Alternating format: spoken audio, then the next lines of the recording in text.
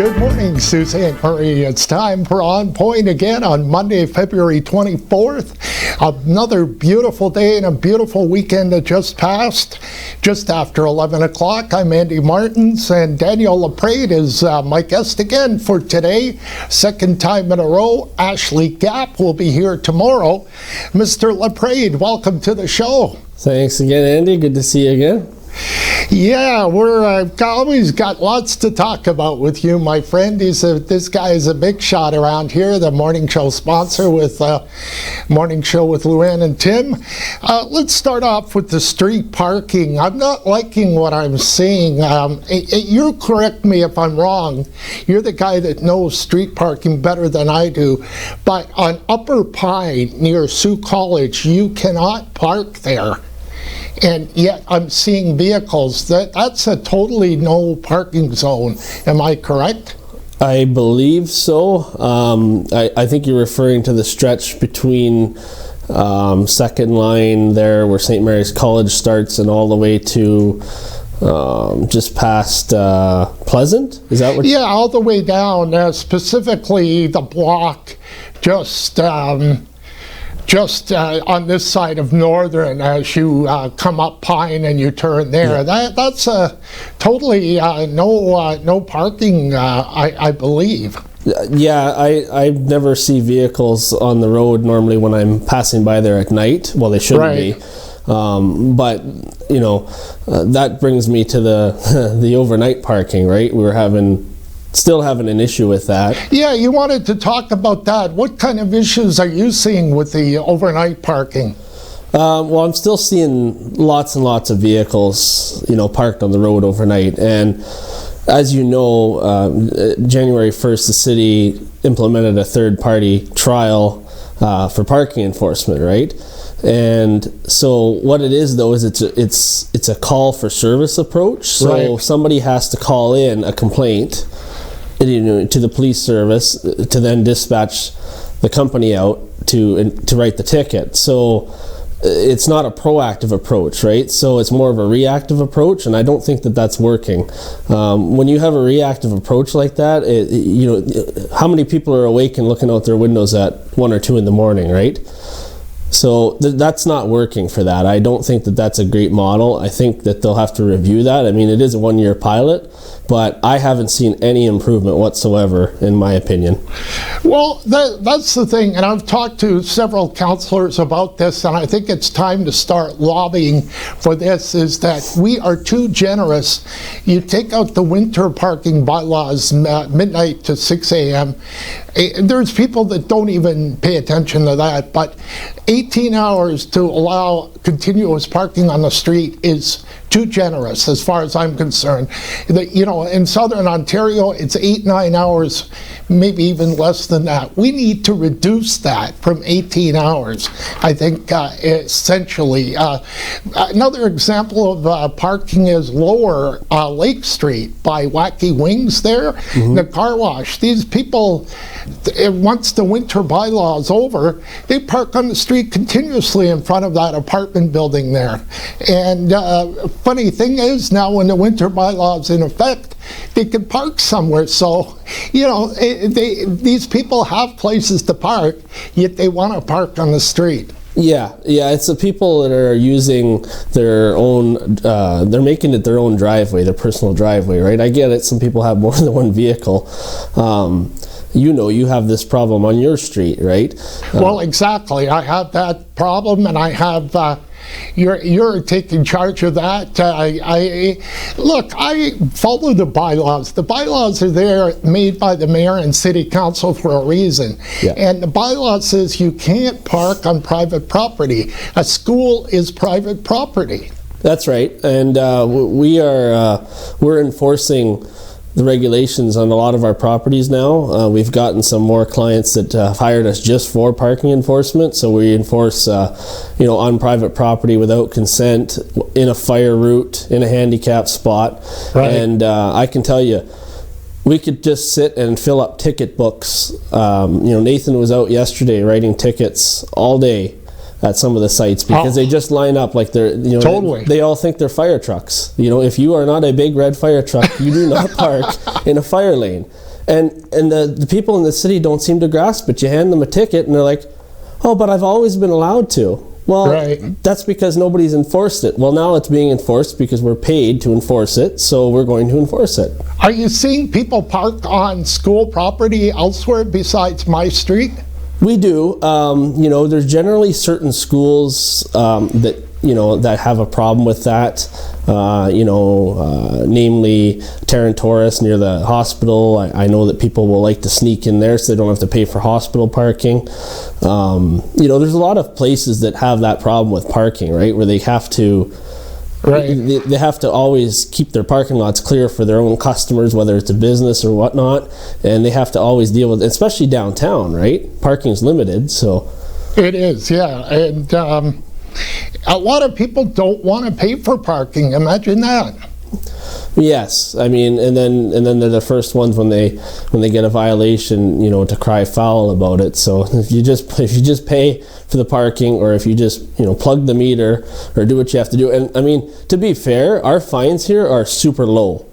Like, they are compared to other municipalities, they are super low. Right. Too low. So I mean, you're getting off.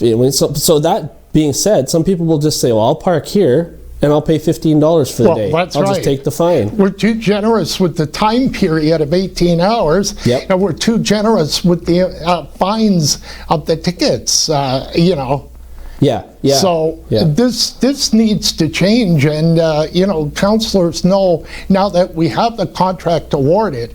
But anyway, let's move off of that and talk more about security that you know something about. What are some of your key challenges that you had in security in 2019? We're starting to deal now with the problems here, specifically in Sault Ste. Marie. Right. The downtown core has gotten really bad to the point where we've got people sleeping on the streets, or the drug use in the ATM rooms and banks. It's a problem, right? So this challenge that I never seen before here, because it wasn't that bad, is something I dealt with in BC when I worked out there previously. Right. Because the opioid crisis and whatnot. But we're running into a lot more of this stuff where we're dealing with people who maybe have mental health issues or addictions problems, and we're security, we're not trained in all these fields, so we have to assess each situation and try and do our best while keeping everything in mind. So that is a big challenge, and not just for us, but for police have to deal with this. They have to every call is different, so that is a big challenge, and the way it keeps moving forward, I don't think it's going to get any easier. Yeah, exactly. It's a huge challenge, isn't it? It is. And to balance that, everybody's got a camera, everybody's recording everything. Obviously, we have body cams and dash cams and stuff too for our safety, but, somebody might be on something, you don't know what you're walking into, but you gotta treat them with respect and try to treat them as fairly as possible, because, they're still a human being. But it's very sad to see that, state of affairs. And by no means is it a problem only in our city, like some people like to think. It is a problem everywhere. Now, exactly. What about, speaking of which, challenge for you and other companies might be people stealing from Walmart, from Circle K, from Metro, and the guards having to deal with the challenges of running after the person that stole the groceries or the whatever they're taking.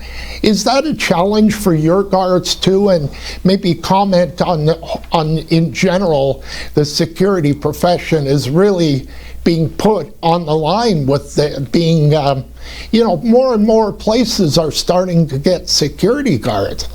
Yes, that's true. I mean, as you know, here you go to Walmart, there's security at the door there now.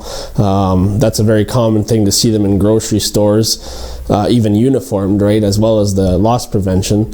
But they have to run after somebody who's stolen a steak, or could be $200 worth of stuff, right. and they often have knives pulled on them. It's very dangerous. We don't do a lot of that loss prevention work, so we don't have to deal with as much of that.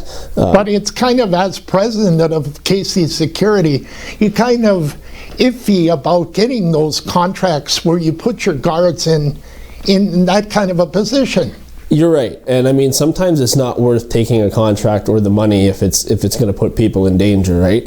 I mean, we may try a contract out and say, okay, this isn't for us, and we just let it go. Right. But because employee safety comes first, and That's it doesn't right. matter where you are, Toronto, Sault Ste. Marie, it's the same. So. Right. Okay, Dan, stay right there. We'll take a couple of commercial breaks, and we'll be right back with On Point.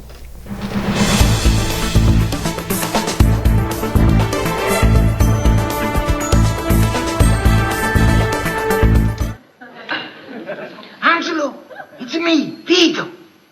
Imbecile, your brother. Listen, you bring 10 gallons of flat eggshell or white paint.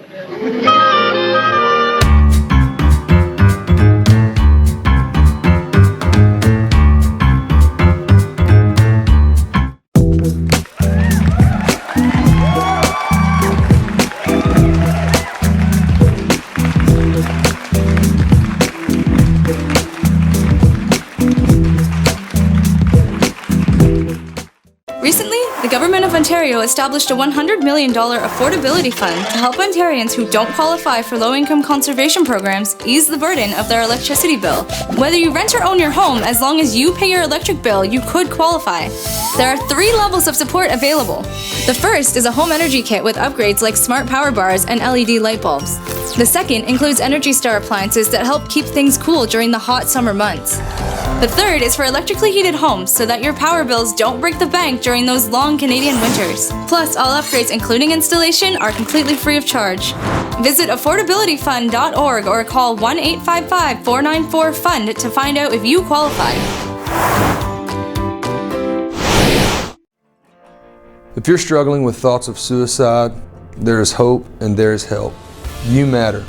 The National Suicide Prevention Lifeline is available 24 hours a day, 7 days a week. The calls are free and confidential. Call 1-800-273-TALK. That's 1-800-273-8255. You are not alone.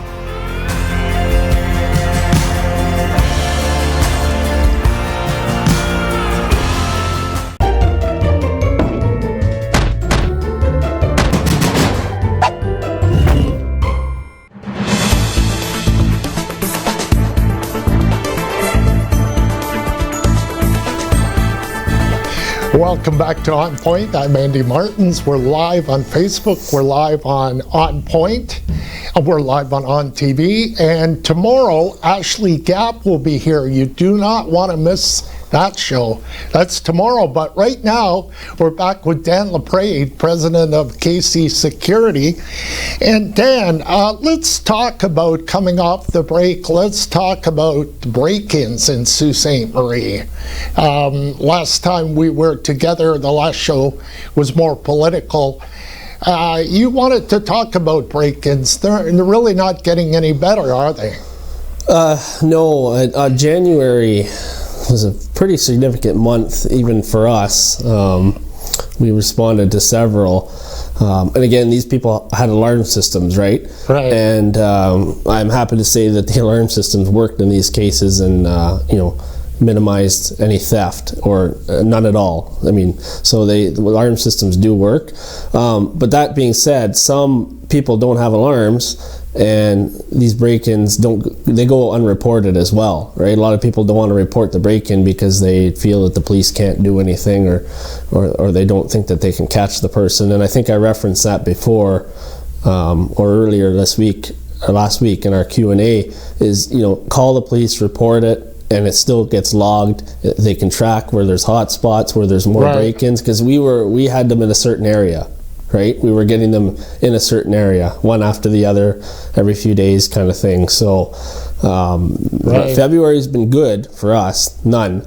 Great. And February's almost over. That's right. I mean, we're just one security company. Keep in mind there are other security companies and the police that go to alarms. So, there could also be other calls, but I just wanted to make sure I touch on that because people are still don't have alarm systems. They They don't have proper measures in place. So you want to make sure you do something so you're not left vulnerable, and when you go away or even go to work, right?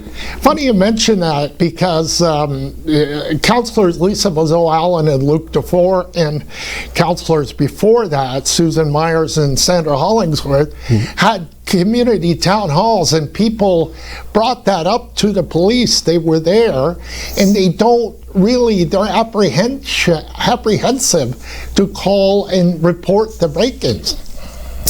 Yes, I don't know if it's a stigma that they just feel that the police won't do anything, or they want something done right now. And the reality is that unless they're going to catch them in the act, they're not going to catch them that minute for you. No. But people are frustrated. They've just been violated.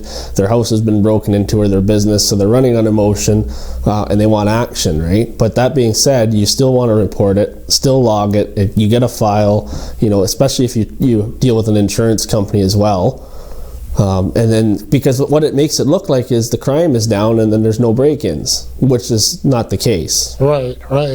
And we've talked about this before too, is using my street as an example. We have lighting in front of our house, and lighting is on at the school just south of me, or two doors down. And that means a lot, though, doesn't it, in terms of security, Dan, where the street is more lighted than it normally is in the middle of the night. Yes, a well-lit street, if you're lucky and you have a school or a commercial building that's around too, that leaves a car dealership that leaves their lights on, that's great. But the street lights, they're okay, but if you leave your porch lights or house lighting, if you have motion lights, I believe you got a whole bunch of lights on the outside of your house. Yeah. I can light my house up like a Christmas tree. Oh yes, I always know where Andy's place is. It's the landing strip. Yeah. But that being said, that's important, right? Lighting is important, though, isn't it? Yeah, I drive down some streets sometimes, and I'm driving in my car, and I trip motion lights right in the middle of the street. Right, these houses light up, and I think these people, they are serious, they have lights, they know what they're doing, they have cameras, alarm, whatever they're doing, but it attracts attention, right? Now, one other question before we move off this topic. In terms of alarm systems, or is it better deal if people hired you to look after their house rather than having an alarm system? What would you recommend to the viewers out there?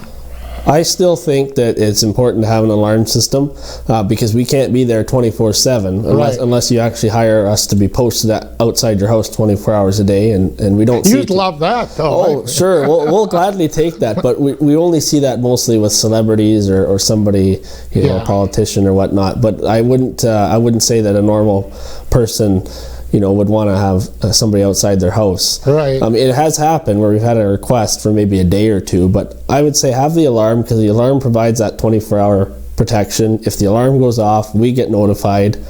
They get notified, so then somebody's responding, right? And some of these alarms now, the systems that you can get, you monitor it on your phone. You can have cameras. You can look at everything on your phone. So when it trips, you can see if it's just a false alarm.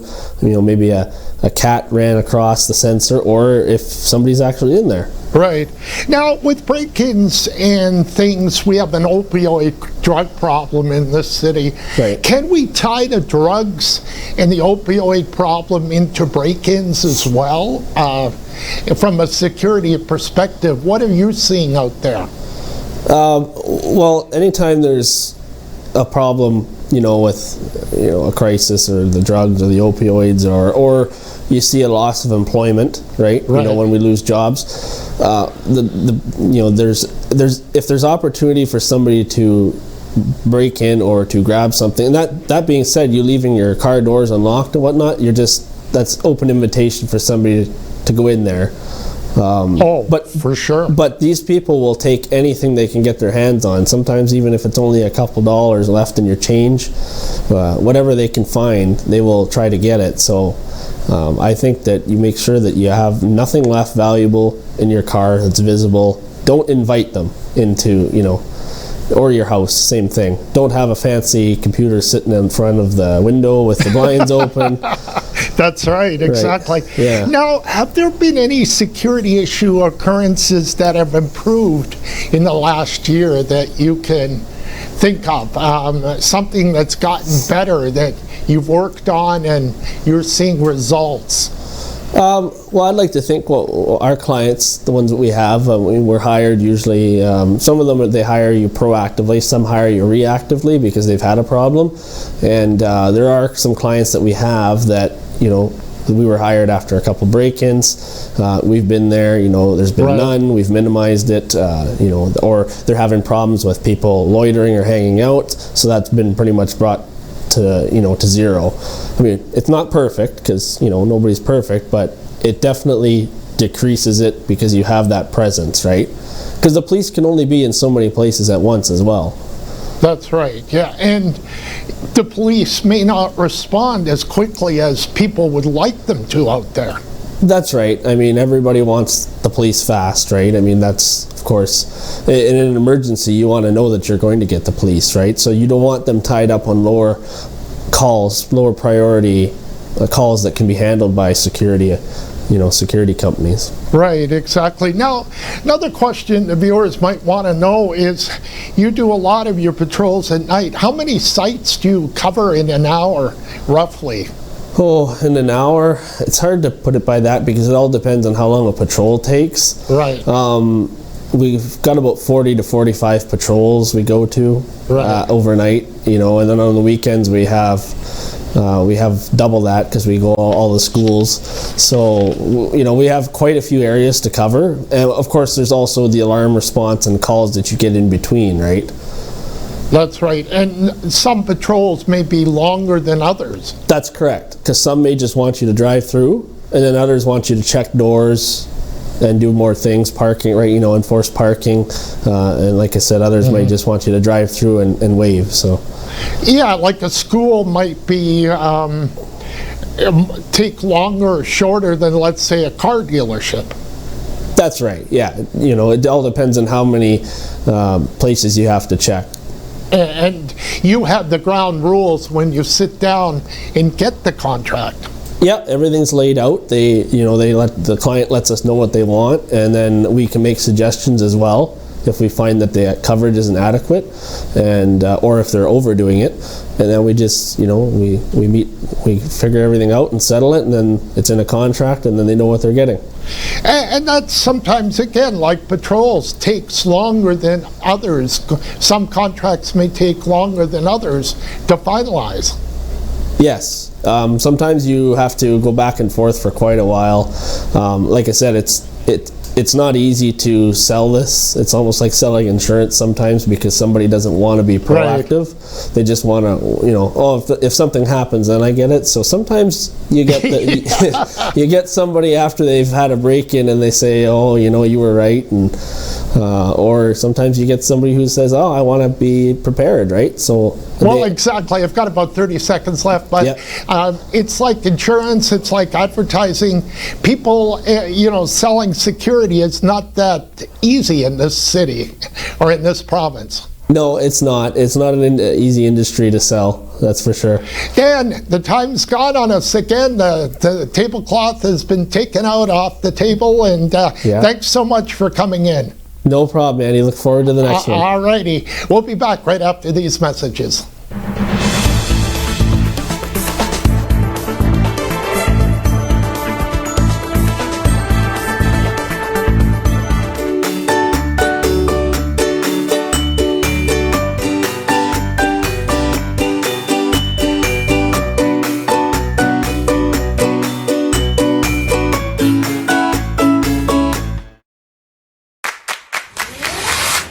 In your home, lighting is just as important as style. With PowerView Motorization from Hunter Douglas, you can schedule your shades to light up the room. Create privacy, or both, automatically. No hands required. So your shades will always be in the right place at the right time in style. And it's only from Hunter Douglas. Angelo, it's me, Vito. Imbecile, your brother! Listen, you bring 10 gallons of flat eggshell white paint.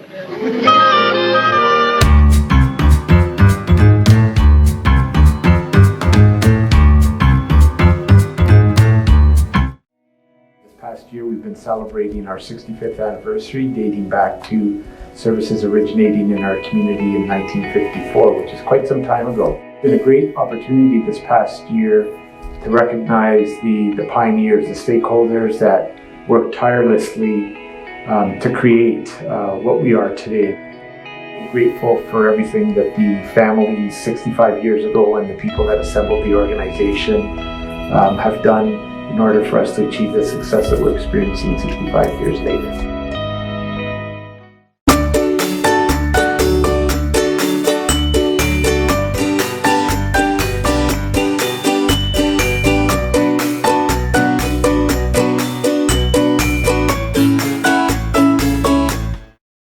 This is On TV.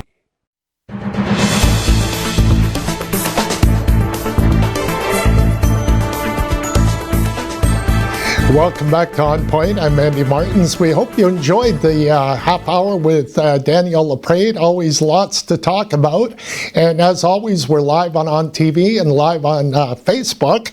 Tomorrow, my friend Ashley Gapp will be here. I've been waiting for this show for a long time. Next week, Donna DeSimon and Al Arrington. And of course, my radio talk show starts on the weekend. We'll see you tomorrow. I'm Andy Martins for On Point. Take care.